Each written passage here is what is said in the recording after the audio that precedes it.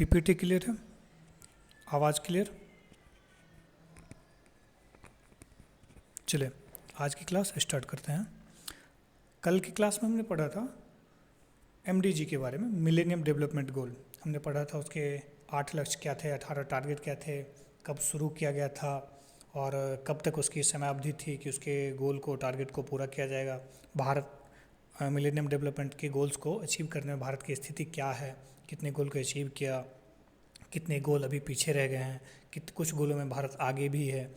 इन सारी चीज़ों को हमने कल पढ़ा था। और उससे पहले हमने एसडीजी पढ़ा था, सस्टेनेबल डेवलपमेंट गोल। आज हम पढ़ेंगे मॉन्ट्रियल प्रोटोकॉल और पढ़ेंगे किगाली समझौता। ये दोनों आपस में एक दूसरे से संबंध रखता है, इसीलिए हम दोनों को एक साथ में ही पढ़ा रहे हैं। चलिए, मॉन्ट्रियल प्रोटोकॉल क्या है? देखिए, ओजोन ह्रास या ओजोन अवक्षय, जिसको बोलते हैं ओजोन डिप्लीटेशन। ओजोन क्या, सबसे पहले तो थोड़ा सा ये समझो। ओजोन जैसे ये धरती है ना, तो ये ओजोन क्या, एक गैस है, ठीक है। और ये यहाँ पे मान लीजिए सूर्य है, तो इस सूर्य से जितनी भी किरणें आती है उसको क्या करता है ना, तो ये जो अच्छी किरणें होती है उसको, ये जो बुरी किरणें होती है उसको मान लीजिए, कैसे समझिए आप साधारण भाषा में, कि बुरी किरणों को ये अवशोषित करके अपने पास रखता है, जिससे कि धरती पे नहीं पहुंचने देता है। और ये ना, इसका जो ये मोटाई है, जिसको हम डावसन यूनिट में इसके मोटाई को मापते हैं हम, ये दिनों दिन थोड़ा सा पतला होते जा रहा है प्रदूषण के कारण। और इसके पतला होने से क्या हो रहा है कि ये जो धरती है ना, यहाँ पे इस पे ये छन के कुछ परावैंगनी किरणें आती है, जिससे कि यहाँ पे इंसान को दिक्कत होती है, त्वचा की कैंसर हो जाती है या मोतियाबिंद, इस टाइप की बहुत सारी चीज़ों का उन्हें सामना करना पड़ता है। अब देखिए, हम पढ़ेंगे यहाँ पे क्या, ओजोन ऑक्सीजन की 3 परतों से बना। ओजोन जो है ऑक्सीजन की कितने परतों से बना है? 3 परतों से। ओजोन द्वारा बनाई गई परत को ओजोन परत के रूप में जाना जाता है। ओजोन परत कहाँ पाई जाती है? तो समताप मंडल में पाई जाती है। समताप मंडल में मौजूद ओजोन पृथ्वी को सूर्य से आने वाली हानिकारक परावैंगनी किरणों से बचाती है। कौन बचाती है? तो समताप मंडल में मौजूद। ये कहाँ मौजूद रहती है? समताप मंडल में, हमेशा याद रखिएगा। ओजोन परत की मोटाई को हम लोग डावसन यूनिट में मापते हैं। विभिन्न मानवीय गतिविधियों के कारण समताप मंडल में ओजोन परत का नष्ट होना, क्रमिक रूप से पतला होने या घटने को ओजोन ह्रास या ओजोन अवक्षय कहते हैं। अभी हमने बताया था ना कि उसका जो एक ये ओजोन का मान लीजिए ये लेयर है, क्या है? गैस है, इसका ये लेयर है, तो ये मान लीजिए कि इतना मोटाई का होगा। इस तरीके से समझिए, छाते के आकार का समझिए कैसे है ये। और यहाँ पे क्या है ना, दिनों दिन ये पतला होते जा रहा है। अभी यहाँ धीरे धीरे सिकुड़ के ये ऐसे इतना पे आ जाएगा, पतला होते जाएगा। तो वही कह रहा है, तो सिकुड़ना या उसका पतला होना, इसको ओजोन अवक्षय या ओजोन का नष्ट होना कहलाता है। अब देखिए, ध्रुवीय क्षेत्रों में विशेषकर अंटार्कटिक के ऊपर ओजोन ह्रास या ओजोन परत में कमी होना सबसे महत्वपूर्ण माना गया है। चलते हैं नेक्स्ट स्लाइड पे।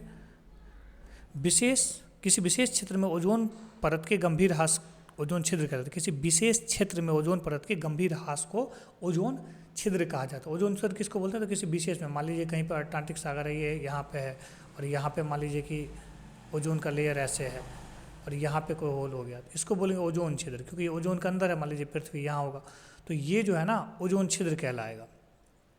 अब आगे देखते हैं हम। देखिए, यहाँ पे सूर्य से किरणें आ रही है, ये देखिए ये किरणें सूर्य से आ रही है ना, ये सारी किरणें देखिए सूर्य से किरणें आ रही है। ये ओजोन लेयर है, इसमें बताया गया कि कौन से लेयर पे कौन सा ओजोन का, ओजोन में भी कई परतें हैं, कौन परत कहाँ पे है। नीचे आपको आगे भी ये पढ़ा देता हूँ मैं, कि इम्पोर्टेंट है ये भी जानना। और ये देखिए, ये हमारा धरती है और ये किरणें यहाँ से आ रही है और धरती पे पहुँच रही है। ये बीच में ओजोन क्या करती है? सुरक्षा कवच का काम करेगी। देखिए, मुख्य कारण क्या है ओजोन के अवक्षय का, इसके जो पतला हो रहा है या फिर ये प्रदूषित हो रहा है, इसका मुख्य कारण क्या है? तो मुख्य कारण वायुमंडल में क्लोरोफ्लोरोकार्बन, जिसको हम CFCS कहते हैं, एवं हेलोन गैस का उत्सर्जन है, जो मुख्य रूप से एरोसॉल स्प्रे के डिब्बे और रेफ्रिजरेटर में पाई जाती है। कई बार यहाँ से प्रश्न बनता है कि इसका मुख्य काम क्या है? तो हेलोन गैस के, या हेलोन गैस भी इससे कहते हैं, कि उत्सर्जन को कम करना। कहाँ पाई जाती है? तो रेफ्रिजरेटर में, AC में, उसके बाद से फोम उद्योग में पाई जाती है। नाइट्रोजन उर्वरकों के अत्यधिक उपयोग से भी ये नुकसान होता है। सुपरसोनिक विमान में, जो लड़ाकू विमान वगैरह होते हैं, उससे, परमाणु के विस्फोट से ओजोन में जो अगर कमी होगा तो इसके कुछ प्रभाव भी होंगे, नेगेटिव ही होगा ये प्रभाव। तो क्या क्या हो सकता है? तो परावैंगनिक किरणों का प्रभाव बढ़ जाएगा। परावैंगनिक किरणों के प्रभाव बढ़ने से क्या होगा कि त्वचा का कैंसर, आँखों की बीमारी, ये छोटे छोटे रोग जो हैं सो इंसान को होने की संभावना होती है। अत्यधिक परावैंगनिक किरणें हमारे देखिए आँखों को नुकसान पहुँचा सकती है।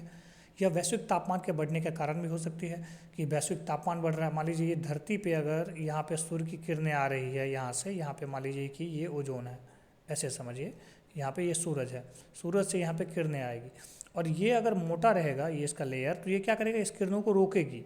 लेकिन ये अगर दिनों दिन पतला होते जाएगा तो ये किरणें छन के यहाँ तक आएगी, तो फिर क्या होगा, इस धरती का तापमान बढ़ जाएगा। तो हम क्या कहते हैं, पिछले साल 40 डिग्री सेल्सियस तक गर्मी थी, इस साल देखो मई के महीने में 50 डिग्री पे पहुँच गई है। तो यही सब छोटे छोटे कारण कहीं ना कहीं होते हैं, छोटे कारण हालांकि नहीं है, ये बड़े कारणों में ही गिनती होगी।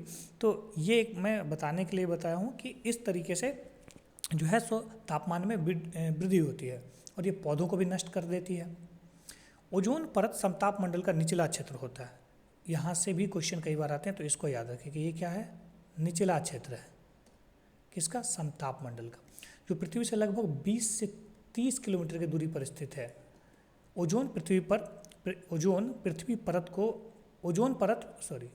परत पृथ्वी को परावैंगनी किरणों से बचाती है जिसका सूर्य उत्सर्जन करता है। ओजोन ऑक्सीजन के 3 परमाणुओं से बनी प्राकृतिक गैस है।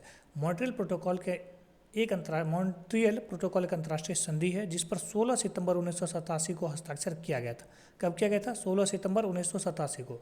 लागू कब से हुआ था, 1 जनवरी 1989 से। इसका मुख्य उद्देश्य क्या था, इस संधि के माध्यम से ओजोन परत को क्षीण करने वाले पदार्थों के उत्सर्जन पर चरणबद्ध तरीके से रोक लगाई गई, जिससे ओजोन परत की रक्षा हो सके। आगे बढ़ते हैं।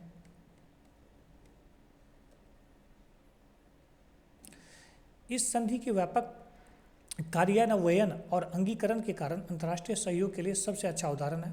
संयुक्त राष्ट्र के 7वें महासचिव कोफी अन्नान का कहना है कि अब तक का सबसे सफल अंतर्राष्ट्रीय समझौता मॉन्ट्रियल प्रोटोकॉल रहा है।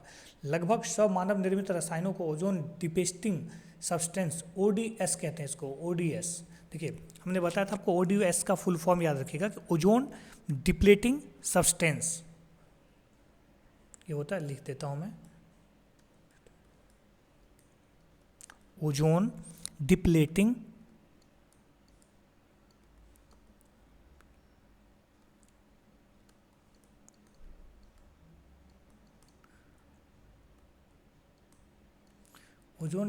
सब्सटेंस।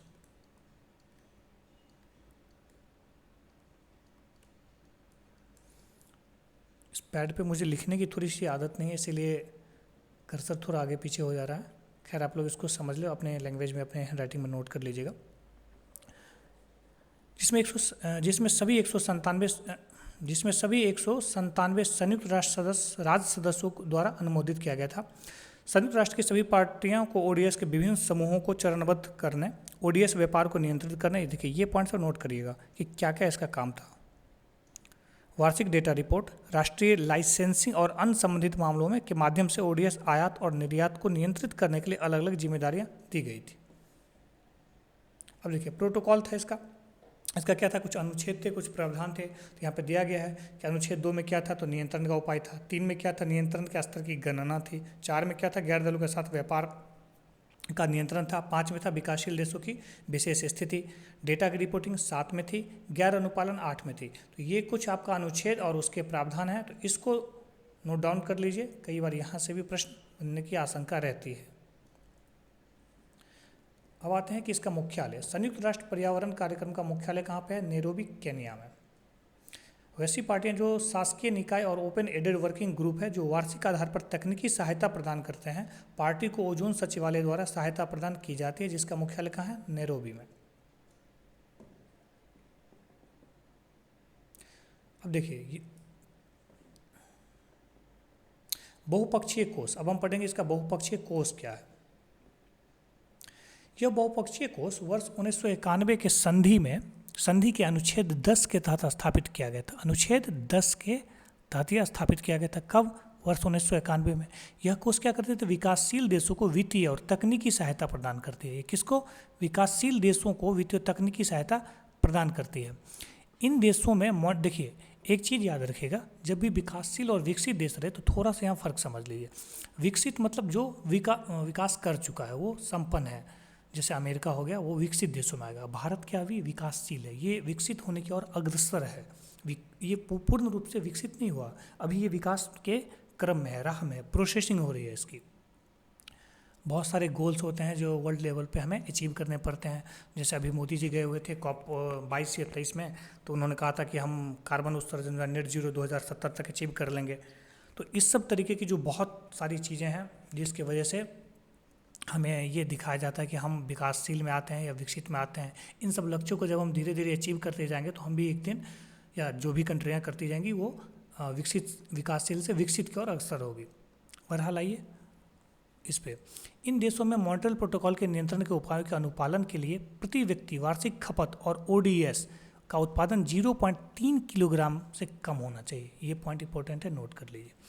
बहुपक्षीय कोष का आरोपण करने वाली 4 अंतर्राष्ट्रीय एजेंसियां हैं, UNEP, UNDP, UNIDO, UNIDO जिसका कहते हैं, और विश्व बैंक। देखिए, UNEP United Nation Environment Programme है, UNDP United Nation Development Programme है, UNIDO United Nations International United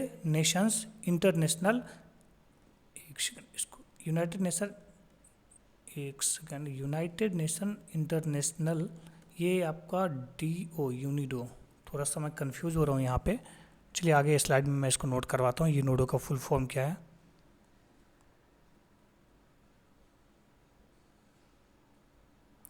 चलिए आगे बढ़ते हैं। बहुपक्षीय कोष ने लगभग 8600 परियोजनाओं में समर्थन किया है। इनमें औद्योगिक रूपांतरण, तकनीकी सहायता, प्रशिक्षण और क्षमता निर्माण शामिल है।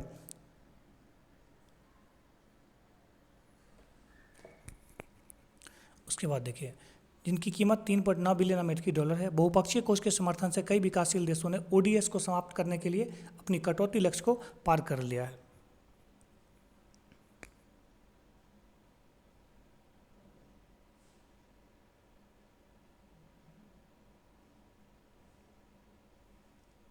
चलिए आगे बढ़ते हैं हम। अब मॉन्ट्रियल संशोधन देखते हैं हम। सितंबर 2007 में पार्टियों ने पृथ्वी के जलवायु लाभ को पहचानते हुए HCFC के अपने चरणबद्ध कार्यक्रम को तेज कर दिया। विकसित देशों ने HCFC की खपत कम कर दी। विकासशील देशों ने 2013 में कम करने की प्रक्रिया शुरू करने पर सहमति जताई है। ये लोग कह रहे थे कि हम 2013 से इसको ख़त्म करने का और अपनी प्रक्रिया शुरू करेंगे। विकसित देश 2020 तक पूरी तरह से इसको समाप्त कर देगा। कब तक? 2020 तक। कौन? विकसित। जो पूर्ण विकसित हो चुका है वो, जो विकासशील है वो नहीं। और विकासशील देश कब तक करेगा? 30 तक। ये आंकड़ा याद रखिएगा कि विकासशील के लिए 30 है और विकसित के लिए 20 है। बहुपक्षीय कोष की मदद से अनुच्छेद 5, ये याद रखिएगा कि अनुच्छेद 5 के देश, अनुच्छेद 5 में ये सब देश आते हैं विकासशील देश, जैसे Bahrain, Bharat, Iran, Iraq, Kuwait, Oman, Pakistan, Qatar, ये सब जितने हैं, संयुक्त अरब अमीरात, ये सब किस में आते हैं? अनुच्छेद 5 के अंतर्गत आते हैं। ये सब इसको पूरे जोर शोर से लगे हुए हैं कि हम भी कम कर देंगे। फिर आते हैं बहुचरण HCFC चरण प्रबंध योजनाएं। देखिए, क्षमता निर्माण गतिविधियों को बहुपक्षीय कोष के माध्यम से कार्यान्वित किया जा रहा है। संबंधित कारकों को ध्यान में रखते हुए, जैसे ग्लोबल वार्मिंग क्षमता, ऊर्जा का उपयोग आदि, पार्टियां अन्य सभी देशों को पर्यावरणीय प्रभावों को कम करने के लिए HCFC के विकल्पों का उपयोग करने के लिए प्रोत्साहित कर रही है। रेफ्रिजरेटर उपकरण, सर्विसिंग प्रथाओं का अनुकूलन, रेफ्रिजरेटर और एयर कंडीशनिंग की पुनर्प्राप्ति और निपटान करना। अब देखिए, इसमें मॉन्ट्रियल परियोजना की सफलता के बारे में पढ़ते हैं कि इससे क्या क्या सफलता मिली थी। इसे देशों द्वारा दी गई सबसे सफल अंतर्राष्ट्रीय पर्यावरण कार्रवाई माना जाता है। सभी देश ने सहमति जताई थी, सहमति दी थी इस बात पे कि मॉन्ट्रियल प्रोटोकॉल जो अभी तक की पर्यावरण समझौता जितना भी हुआ या पर्यावरण से रिलेटेड कोई सा भी कमीशन बैठा हो, उसके ऊपर जितने भी उसमें गोल बताया गया या उसकी समस्याएं बताई गई कि इसमें ये समस्या, इसको कम करना है, इस गोल को अचीव करना है, उसमें सबसे सफल माना जाता है मॉन्ट्रियल प्रोटोकॉल को। चलिए, यूनिडो का वहाँ पर लिखा था यूनिडो, देखिए अभी याद आया तो बता देता हूँ। इसका क्या हो जाता है? United Nations Industrial Development Organization, United Nation Industrial Development Organization, ये याद रख लीजिएगा। अब देखिए यहाँ पे इस देश द्वारा देखिए सबसे सफल माना गया था। उसके बाद क्या था कि प्रोटोकॉल इसका था क्लोरोफ्लोरोकार्बन और संबंधित क्लोरीन युक्त हाइड्रोकार्बन की वायुमंडलीय सांद्रता को कम करने में सफल रहा था ये। हालांकि हेलोन की सांद्रता में वृद्धि हुई है, उनकी वृद्धि की दर में कमी आई है और 2020 तक उनकी सांद्रता में गिरावट आने की उम्मीद है। मॉन्ट्रियल प्रोटोकॉल के पूर्ण कार्यान्वयन पर 280 मिलियन से अधिक त्वचा कैंसर के मरीज मिले। कितने? 280 मिलियन से अधिक घटनाओं। त्वचा कैंसर के कारण लगभग 1.6 मिलियन लोगों की मृत्यु भी हो चुकी है जिसमें, और मोतियाबिंद के लाखों मामले से बचने में मदद की उम्मीद मिली है। वर्ष 2050 तक ओजोन परत के ठीक होने की उम्मीद है। देखिए ये एक इम्पोर्टेंट है कि कब तक उम्मीद है? 2050 तक। ये 5 नंबर पॉइंट नोट करिएगा।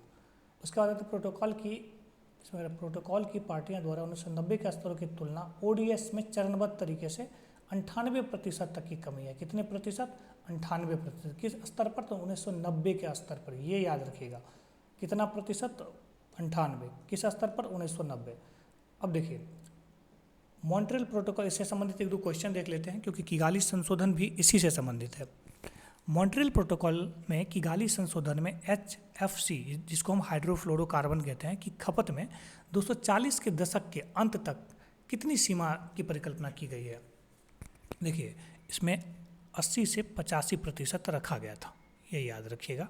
जब मैं इसका डिटेल पढ़ा रहा हूँ अभी नीचे, तो उसमें ये सारे फैक्ट्स आपको मिल जाएंगे सामने। देखिए ये यहाँ से आपका किगाली संशोधन स्टार्ट होता है। किगाली, इसका क्या था कि जलवायु और ओजोन परत की रक्षा करने के उद्देश्य से अक्टूबर 2016 में किगाली, रवांडा में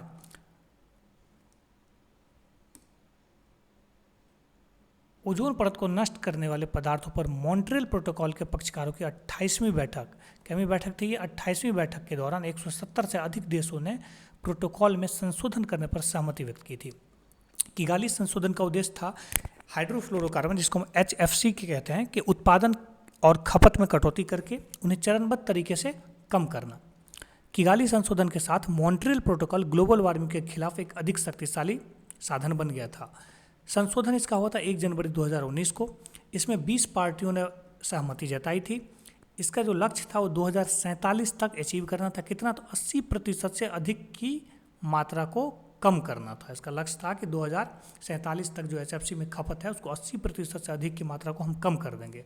और इसका जो वैश्विक तापमान था ना, वो 0.5 डिग्री सेल्सियस से वृद्धि करने पे ज़्यादा नहीं जाएगा।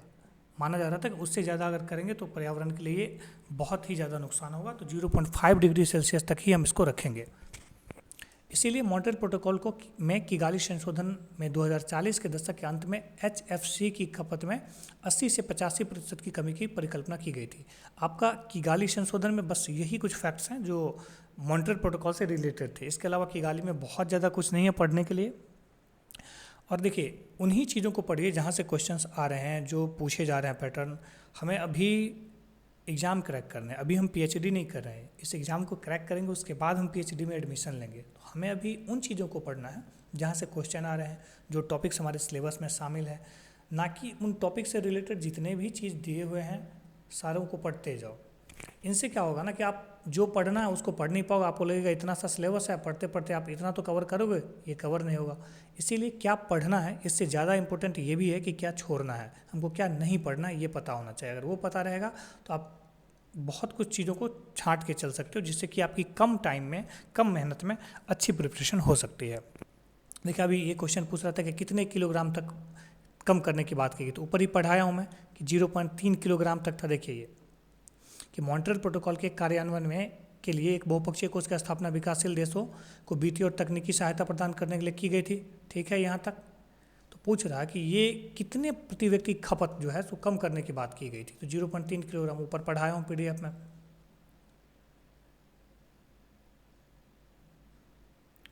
देखिए वही चीज़ दिया गया है इसमें ऊपर जो मैं बताया था आपको। यहाँ पे यूनिडो होगा, ये T नहीं होगा, ये I है, यूनिडो होगा, United Nations Industrial Development Organization होगा ये। उसके बाद ये है वर्ल्ड बैंक, चौथा नंबर पे।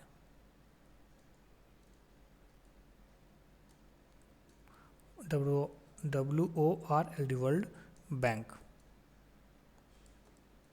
ये याद रखिएगा। ये 4 है।